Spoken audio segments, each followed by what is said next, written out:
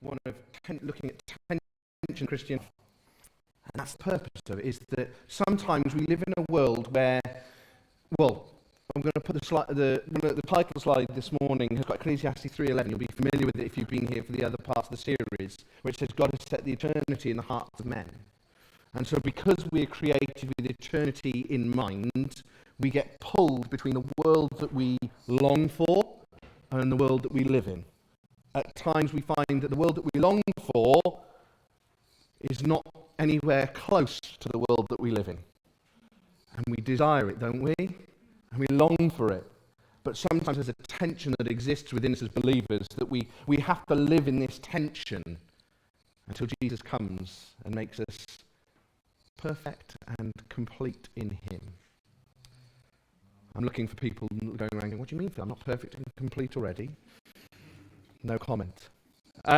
This morning we're going to be looking at, I think, we were discussing it upstairs, and we were saying in the prayer meeting before the service, we were saying that it's an issue that I think is really important in today's society. And we're going to be addressing the issue of anger. And what does the Bible, and more importantly, how does Jesus express anger?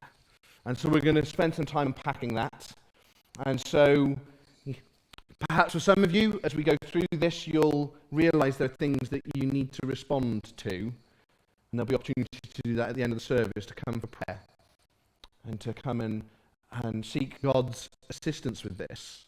Because I think we live in a world that is marked out by it. I don't know if I'm going to show you just some images here in terms of, you might have seen these images from the Houses of Parliament just last week, or the week before, with the Houses of Parliament erupting in what was described afterwards as unimaginable scenes in the House of Commons, that there should be such anger poured out there was troubling to many people. And the way that people responded to each other. And we live in a society that's marked out by that, don't we? By anger on so many fronts. And if you're not angry about something, then you should be. Some of you, you're thinking, well, I've got a whole list, Phil. I've got 10 or 15 things to be angry about. Depends what time of day you catch me. But, and we live in a world that's marked by road rage. I was reading that apparently 23% of males admit to confronting another driver physically because of rage behind the wheel. And I can see the drivers amongst us who are there sort of bowing their head and saying, oh man. That mist that descends when somebody cuts you up or comes across your lane. It also spreads across to just even things like social media. Well, I say even things, I say especially things like social media. I was saying earlier that it seems that when you go into the world of the internet and social media, it gives people license to erupt in ways that you would never imagine they would in person. They'd open just a flow of rage towards people about issues that you would never see them do in real life. And I have it's confession time. When I was a younger man, I joined a Facebook group. And this is your pastor confessing to this one. I joined a Facebook group that was titled, I secretly want to punch slow-walking people in the back of the head. Yeah, I've dealt with it, I've come before God, and I've asked for forgiveness. But even things like that, we laugh about it, but, there is a sense, isn't there, that at times in life, things can happen, and or people that pay for things using pennies at the checkout. When you just feel yourself going, what? We'll deal with those issues in a little while. But before we do that, we're going to, as I said, life intention, anger. And looking at what anger seems to be part of the human condition, doesn't it? From what I've just pointed at in society and what you've all probably experienced in life, either being on the receiving end or having been the person angry, anger is an inherent part of the human condition, it appears. And so it's not surprising that the Bible has things to say about this. In fact, if we turn to Ephesians 4, and these two verses are kind of the key verses for what I want to say this morning. Ephesians 4, 26 to 27 says this, be angry and do not sin. Well, there's a tension if ever there was one, isn't it? Be angry, and do not sin. Do not let the sun go down on your anger, and give no opportunity to the devil. Wow. Be angry and do not sin. Aristotle, the philosopher, said this. That's him there. That's his profile pic on Facebook. He says, anybody can become angry. That's easy. But to be angry with the right person, and to the right degree, at the right time, and for the right purpose, and in the right way, that is not within everybody's power, and is not easy. I like that. So being angry with the right person at the right time, in the right way, for the right outcome, it's not easy. And I think, I've heard hushed agreement and mumbles already. Yep. And so I think I'm safe in saying that we've all experienced that, haven't we? That sense of anger bubbling up, and either we harbour it for longer than we should, or we direct it at a person, in the office or the workplace. It can be the next person walks through the door, can't it? You get an email, it enrages you, and the next person through the door just gets both barrels. Yeah? No, just me. Okay. Nobody's coming to visit me in the church office anymore. But we look at it and we go, yeah, actually, anger is a real thing. And John Calvin, the reformer, he says on this passage, he cites 3 angry sins. 3 angry sins. And so the first one that he says is that there are 3 faults by which we offend God in being angry. The first is when our anger arises from slight causes, and often from no cause whatever, or at least from private injuries or offences. What he's saying there is, the first way we sin is when we get angry over trivial matters. Slow-walking people, Phil. That little thing that just bang, and you light up like a firework. You probably all are thinking of that thing right now, aren't you? That thing that maybe a husband or a wife or a child does, and they just know that they're pressing your button. And it's really funny because you hear people justify it, don't you, going, well, they know that it just drives me potty. They should have expected what was coming to them. Yeah? No, again, see, I'm feeling lonely up here, people. But you know that it's true, don't you? That there's things where we justify it and we go, it's just a trivial thing. If you explained it to anybody else in the cold light of the day, they'd go, what? You lost it for that? What's wrong with you? And so John Calvin says that is the first of them. The second is intemperate excesses. So he says the second is when we go beyond the proper bounds and are hurried into intemperate excesses. That character there is one from Inside Out, the Disney Pixar movie. I don't know if any of you have seen it. It's really quite an amusing commentary on the internal life of a little girl and her emotional reaction to things. And that character, you can probably guess, he's joy is no. He's anger. He's anger. And just the slightest thing, and his head just, boom. My dad always used to say to us when we were growing up, he said, and I've seen Dad angry, but he has always said, you have never seen me truly angry.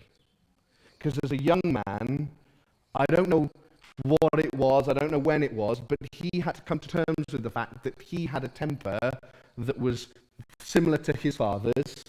And I don't know how many generations back it went, but he had a temper that was kind of similar, whether it was genetic or what, I don't know, but he had to deal with that. And he had to say, right, I can't fly off the handle, I mustn't rage. And so he always said to us as a kid, he said, you've never seen me really angry. Because usually if we knew that something was wrong, if Dad went silent and walked out, you're there like, actually, yeah, he's extracting himself from an intemperate excess, as John Calvin would say. And, and I think maybe you're one of those people that it's not just a small thing, and it could be a justifiable thing, but you just go way beyond the realms of what people would perceive as a normal reaction. You just boom, go 0 to fully atomic in one step. There's no graduation, there's no grade with you. You just go bang, and you're in the roof. The third one, which I think is an interesting one, is he says this. He says, the third is when our anger, which ought to have been directed against ourselves or against sins, is turned against our brethren. He says anger turned against brethren is the third form of sin that God sees in our anger. It's when you get angry with another believer over something. He says, actually there are things, it might have been that I should have been angry with myself, but rather than do that, I externalize and I put my anger onto somebody else. Them, they're to blame, they're the ones I hold accountable, they're the ones I hold responsible, and so they're to blame for why I'm angry. He says it's a tragic thing when true Christian community is disrupted or broken up by anger towards a brother or a sister. You know you're a proper church when it goes quiet when you're talking about that. Because we know that it's real, don't we? Don't we? We know that there are times when we get angry with one another. We rub one another up the wrong way. You know, God talks about us keeping one another sharp. And that's part of the process. But we shouldn't allow that to generate friction to the point of red-hot anger. We should seek to come before God with it and say, God, there's this issue. I need to put it right with my brother or sister, and I need to be right before you. So, Calvin says that there are these things, and ultimately I would say that all of these things, even the trivial ones that I've talked about, they reveal the idolatry of our hearts. That's what anger tends to do when it's misplaced. It reveals what you truly worship. So when I'm angry because somebody has cut me up on the road, it's because I think that I have priority, that I need to get to my destination, and so my journey is of far more importance than theirs, and so I'm angry that they would do this to me. When somebody takes the last item from the shelf at Tesco's, and you just, I was going to have that one. I was just making my mind up. Shows that thing was really important to you, important to the point of being an idol to some extent. When something happens and it knocks your schedule out of whack, and you get angry because of this unforeseen thing, then it shows that actually my timing, my diary, my agenda is of primacy in my life and of first importance. Maybe there's other things for you that you think, just think a minute with me. Have a think. Don't need to tell the person next to you. If you're married to them, they might already know. But when was the last time that you were angry about something? When did you last blow a gasket? Don't, it's not open confession, don't worry. I'm the pastor, I'm the one who has to confess from the platform. But when was the last time you were angry about something? And then just think for a minute, why was I angry? What was the reason for my anger in that moment? Because it'll reveal something underneath it in terms of what do I consider most important? What do I value above all things? If we carry on in the New Testament, if you look at, you don't have to turn to it, but in James chapter 1, verses 19 to 20, James writes this. James is a brilliant book. I quoted it recently when I was writing to somebody about the scenes of anger and our politicians and others stirring up anger and hatred. He says, "Know this, my beloved brothers, let every person be quick to hear, slow to speak, slow to anger. For the anger of man does not produce the righteousness of God." Okay? Are you tracking with that one? The anger of man does not produce the righteousness of God. I'm going to share a story with you. I've titled this section, Small Charge, Long Fuse. When I was growing up, I grew up on a farm in Hereford, and there were a number of trees that we'd cut down, but the tree stumps were still deep in the ground and blocking a drain culvert that we got there. And so one of our church members, who was a member of a certain army unit, was based in Hereford. I'll let you do the working out. Was friends with Dad, and so came out to the farm, and when he saw this, he said, actually, we need to do some training on how to prepare runways and prepare ground with trees in for if we have to do sort of, rapid in certain evacuation missions. And so he said, can the lads come out and we'll do some training on your farm? So I went, yeah, sure, as long as I don't have to pay for the Semtex, that's fine. So they came and they started, as a kid I was fascinated, all these soldiers busying themselves, drilling holes into the tree, and then packing it full of plastic explosives, and then plugging in wires into that plastic explosive, and then running the thing. A bit fascinating, but okay, this is just an aside, okay, but if you think you've got the worst job in the world, I'm going to tell you it's not true. Because there was one guy whose job, everybody else had retreated to a safe distance, and there was one guy left whose job was, first of all, to have a scout around and make sure that it was all secure, and then finally to check that all the fuses were still intact. And then he had to go and run to an oak tree that was a distance away, but still too close for comfort, and had to stand behind the oak tree as the charges detonated. That's a terrifying job, isn't it? That's not the job anybody wants. But he had to stand there, and they detonated these charges. I got to press the button. It was amazing. Anyway, I can bore you with some science from it as well, but I won't do that now. But we watched this, and the explosions went off, and boom. I was like, wow, that cleared the tree stumps. That's got the job done, which was great. The problem was, when the neighbouring farmer came to harvest his barley that year, he was picking up logs and bits of root and rock and mud out of his... And he was not happy with that after that. He was like, what? And so, it had got the job done, but actually the consequences of it were far-reaching and went far further than we had anticipated. It was actually quite impressive to see how far some of the great big lumps of tree had gone. But, you see, when it comes to anger, James writes, first of all, the righteousness of... He puts at the end there, but I want to draw your attention to, he mentions the righteousness of God. You see, I want to tell you that anger, in its right setting and for the right purpose, is an expression of the righteousness of God, or an expression of our desire to see righteousness of God. So we look at this world and we see things that are wrong or unjust, or we experience injustice ourselves, and so we know that there's a world that's better than this, and the reaction is anger.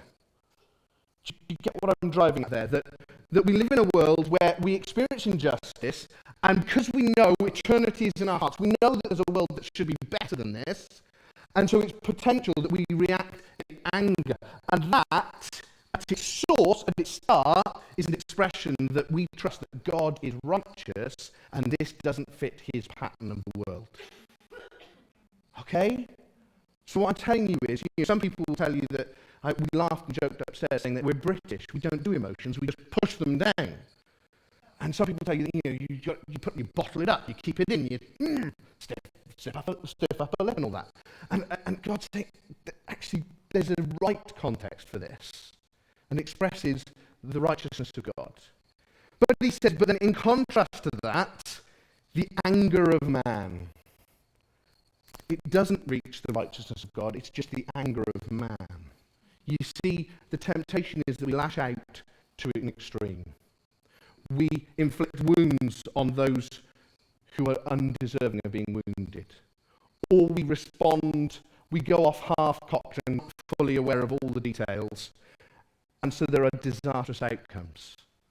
There's divine goals, but often disastrous outcomes.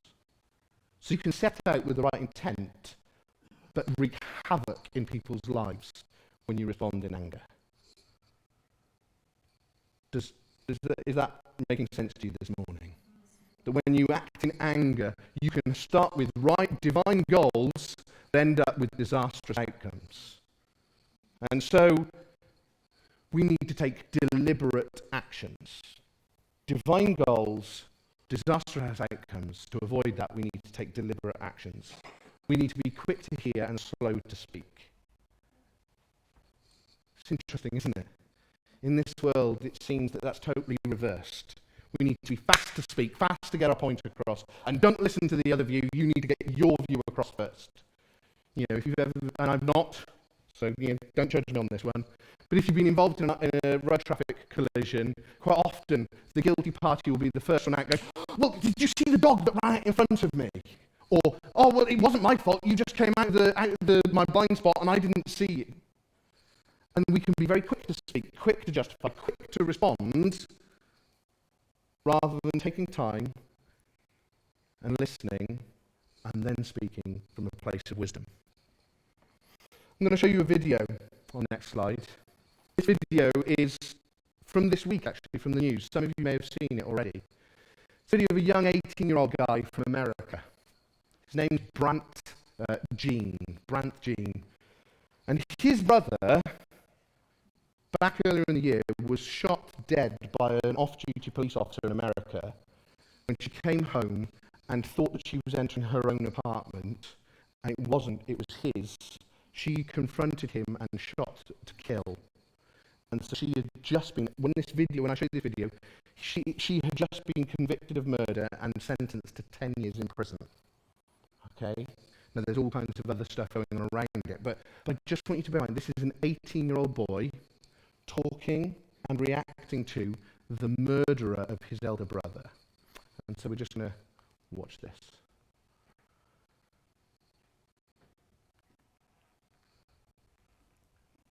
I want the best for you because I know that's exactly what both of them want you to do. I know the best would be give your life to Christ.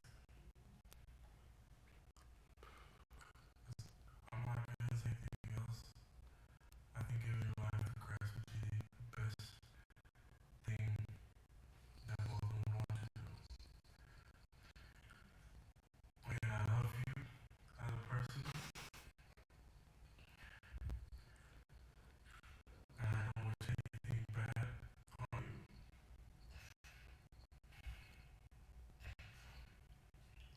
I don't know if this is possible, but can I give her a hug, please? Please?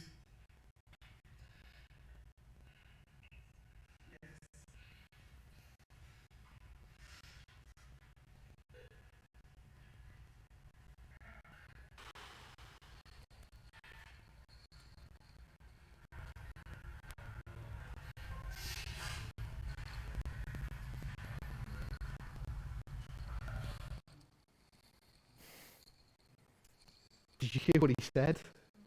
I have no ill intent for you. I don't wish for you to rot and die. I love you as another person.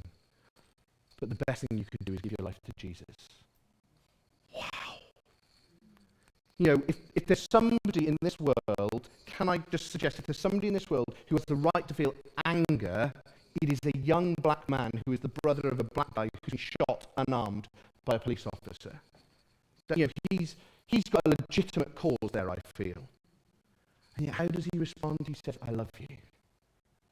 And actually, he said, I really hope, I would rather you didn't go to jail, but please give your life to Jesus. I was just stunned by it when I saw it. I was like, wow, that is staggering. And it's been interesting to see that it's been picked up by social media and just exalted as this great demonstration of, some people have taken love and just gone, well, what love that this young man has. And they're like, yeah, but he's told why he has that love. He knows that Jesus has loved him well. And Paul says elsewhere, he says, having been so greatly forgiven, we should forgive others. And so he lays aside his right and his anger and says, I'm not going to assert my right for retribution and justice, but I'm going to put that to one side and I'm going to express love because Christ has loved me. And it's really interesting because social media picked up on this, and like I said before, social media is this bizarre, if you're not on Twitter or Facebook, then you have escaped the echo chamber of this world and your life is all the richer for it, can I add. They're great tools, don't get me wrong, I love them and I use them, and we have accounts for the church and they're great tools. Can I say that? Yeah. The problem is that they are occupied by great tools. And I mean that in the angry sense. Yeah, Phil, you need to repent of that. But the problem is that there are people, humans there, who get angry and just light up. And so it's really interesting, in the same week, and another Christian blogger picked up, they said that this happened, and in the same week, they had, so bear in mind what Saul was preaching on last week about identity and sexuality and all of those things. They picked up this guy was found in a employment tribunal to be guilty of holding views that are inconsistent with human dignity. You say, what terrible crime can he be guilty of? What abhorrent thing can he hold? Because before this time, before this moment, it was neo-Nazis and far-right fundamentalists and others who were deemed to hold these views, being incompatible with human dignity. This man is a Christian doctor who held to the interpretation of Genesis 1:27 that God created male and female, and because we created male and female, then that is God's intention for humanity, and that is entirely consistent with human dignity, value, and worth. And this employment tribunal has said this week that his views are inconsistent with human dignity. That's stunning, isn't it? This is an orthodox Christian viewpoint that we held for thousands of years, and he's been kicked out of his job for holding those views. So on the one hand, Christian virtue is held up as, wow, what love! But you can't say that, and it's part of the echo chamber of social media, and the anger. I've been reading a great book by Ed Stetzer, I've got it in my bag down here, called Christians in an Age of Outrage. And his whole premise is that we live in a world that is constantly angry about everything. And if you're not angry about something, then you need to get a cause and get angry. And so he says, how do Christians bring their best in a world that is always at its worst? And he says this, he said, despite fervent hopes among defenders of the internet that its openness to every viewpoint would broaden people's minds, researchers have actually found that the opposite is true. Far from expanding conversation, people are constructing their own silos by seeking information that simply reinforces their existing views and bias. As a result, the moderates are becoming more extreme rather than the extremists becoming more moderate. You see, the internet was held up as this great saviour of human virtue and humanity, saying, if we've got the internet, then we'll hear all these different voices and we'll all come to a great agreement at the end of it. And actually find that it's entirely the opposite. We're just getting more entrenched and more set in our views and more confirmed in what we think because we surround ourselves with voices that echo what we believe. Can I throw in here, this is where I roll one in and step back as it goes bang. As Christians, we can be guilty of exactly the same thing. So before we start chucking rocks and saying, yeah, look at you, we can be guilty of the same thing. We surround ourselves with voices that confirm what we already think is true.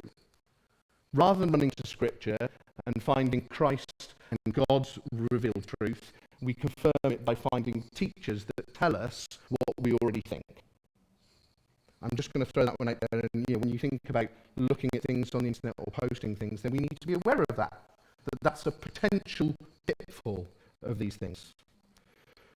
Just the final few thoughts, just 3 last slides. I've got 2 sections of Scripture that I'm going to share, and you'll be pleased to know that in all of this, in all of these sessions, we've come to Jesus and looked at life intention expressed perfectly. And so I want to look at Mark chapter 3, verses 1 to 6. Read these words there. Again, he, that's Jesus, entered the synagogue, and a man was there with a withered hand. And they watched Jesus to see whether he would heal on the Sabbath. That's the Pharisees, the teachers of the law. So they might accuse him. And he said to the man with the withered hand, come here. And he said to them, is it lawful on the Sabbath to do good or to do harm? To save or to kill? But they were silent. The next verse is important because it's one of the only times that Jesus is described as angry. He looked around at them with anger. So Jesus is perfect. He looks around with anger. Grieved at their hardness of heart and said to the man, stretch out your hand. He stretched it out and his hand was restored. The Pharisees went out and immediately held counsel with the Herodians against him, how to destroy him. I just want to point three things out as we look at this passage together. The first one is that righteous anger is about justice. When God is angry, it is about injustice in this world. Okay, so Jesus looks around at these religious leaders, the people who should have been leading people to God. He looks around at them and he realizes they're not interested in this man's suffering. They're wanting to trip Jesus up and show total injustice in the way that they view the world. In fact, if you go to Matthew 23, he lists, I think in Matthew's Gospel, he lists these woes against the Pharisees and the teachers of the law, saying, you're like this, and it's a disaster. You're whitewashed sepulchres. You're blind guides. You're fools. Jesus gets angry with these characters. Why? Because of injustice. There's another passage that was mentioned upstairs in the prayer meeting that isn't, it's interesting. It doesn't say he was angry, but he goes into the temple and turns over the money changers' tables and drives them from the temple with a whip. And the whole thing is about the injustice of people charging and making money out of access to God. God and Jesus are angry about these things. The second thing is, it's about restoration. Do you notice what Jesus does? His anger isn't lashing out at these religious people. His anger then the energy there is expressed in terms of restoring the man to full health. He doesn't waste his time venting at them, saying, look at you. He looks at the man and he says, stretch out your withered hand. It's restoration. It's the same happens when he drives the money changers to the temple. I was reading it earlier, I just flicked to it in the prayer meeting. And he drives the money changers from the temple, and then what does he do? He gathers round the weak and the needy and those who need healing. He starts performing miracles in the temple. It's fascinating, isn't it? Jesus doesn't allow his temper to get the better of him and carry him off on a wave of anger, but he directs it to something constructive, to the restoration of this world, to express something of the world to come. So he makes headway in saying, this world is not what God would want. This is what it looks like. This is what would be the ideal. And then finally, linked to that, it's love in action. It's love that has action. Jesus' anger is always flip side, the other side of the coin of his love. He felt for the man who was being used as a pawn in their game, and so he loves him and heals him. Just as we come to an end, it is right to be angry about certain things. I just want to quote some stats at you and let these sink in. We should be angry that poverty leads to a 10-year shorter life expectancy in the UK. If you're born in poverty, you are destined, if you stay there, to live 10 years shorter than somebody who has money. We should be angry that the number of homeless people who are dying on our streets has risen 22% in this year. It's not a big time frame, it's this year. 22% increase of homeless people dying on our streets. We should be angry that the number of people killed as a result of domestic violence is at a 5-year high. That's terrible. We should be angry that only 16% of children with mental health problems are seen within 6 weeks of their referral. That's unconscionable that we should have people who are in desperate mental health crisis who can't access things. We should be angry that worldwide 785 million people don't have access to clean drinking water this morning. There are so many things that we should feel God's righteous anger about. We should be angry that there are people living in this community who, one of our young people said in a youth meeting only recently, I see people dealing drugs outside my window. What? What? We should be angry that people in this community are suffering in so many ways. And they need our help, and they need our love, and they need God's people to express what the world to come would be like as it impacts the world that we live in here. What does that look like? Well, we're going to come to an end now. But ultimately, it is all motivated by this. When I say this, I don't mean bread and wine. I mean the thing that this is to remind us of. The death, the atoning death and victorious resurrection of Jesus Christ. That should drive us, compel us, push us, send us with a message that goes out from this place to a hurting, dying world, saying there is justice to be found. There is restoration to be experienced. There is love that can be yours, and we bring it in the name of Jesus Christ. Why? Because we have encountered it, we have seen it, we know it. That's my prayer this morning, is that you would know that, and that you would be people transformed by this truth. So, we covered a lot of ground this morning. I hope you've been able to track with me and follow my thoughts. Hope that you've heard God speaking to you. My prayer is that God will have worked in your heart. Maybe you're somebody who's heard me talking about anger and you're like, actually, Phil, I've got a short fuse and a big explosive charge. And when I go off, everybody knows it. Not everybody here maybe, but everybody in my family, everybody in my street, everybody that I work with. They all know that I've got an issue here. Maybe let's pray with you. And pray that the Holy Spirit would take the grace and the truth of Christ and apply it, and that you would grow in love and be able to put off the old man and put on the new, demonstrating kindness, peace, patience, love, all of the fruit of the Spirit, because that's the man or woman that you were created to be. We're going to sing our final song as we come to an end of our time together.